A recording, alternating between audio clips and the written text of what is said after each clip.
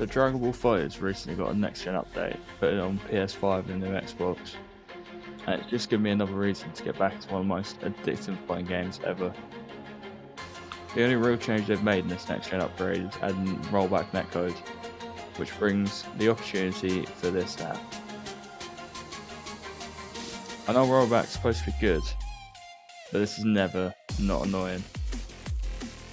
Going back to this game just reminded me of how much crazy stuff is in it.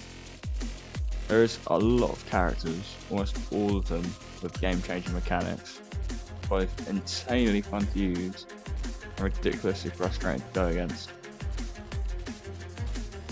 For a competitive fighting game, it can be completely crazy sometimes, but the Spark just being a massive comeback mechanic, which can let you easily do a 3v1 if used right. It being a Dragon Ball game, there's obviously a lot of transformations, but surprisingly, most of these happen in the level 3 finisher cutscenes and only last for those moves. But when you do get to transform in the middle of battle, the shit goes crazy. You just burn some meter halfway through, and your character all of a sudden becomes like 3 times faster and stronger. Combine that with the last character combat mechanics, and the Spark can give you some crazy undeserved wins. But if you want gimmicks, there is only one man to go to, the great Captain Ginyu himself. Not only can he just call an assist on his own with no cooldown and no actual risk to the team, which just can infinitely lay them to new combos and do some really annoying pressure, he's also got his own win condition, the infamous body change. Do it right, you can duck a Ginyu with a pixel of health and no support on your opponent and steal an actually good character from them, because without the Ginyu force, Ginyu's fairly shit.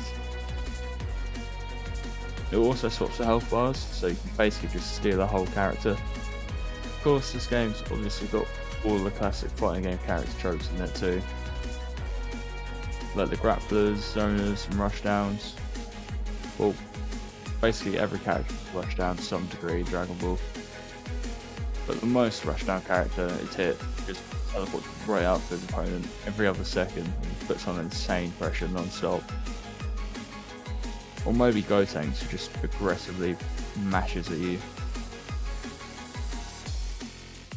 The main grapplers are Android 16 and Broly. Here's what happened when I tried to use Android 16's one hit kill self-destruct grab.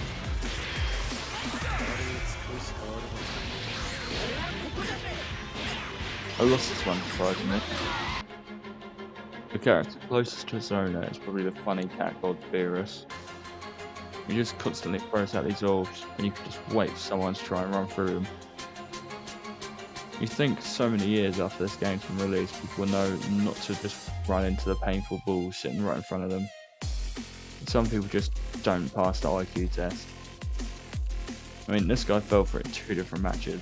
It's always good to know that they're still idiots playing 6 years after release.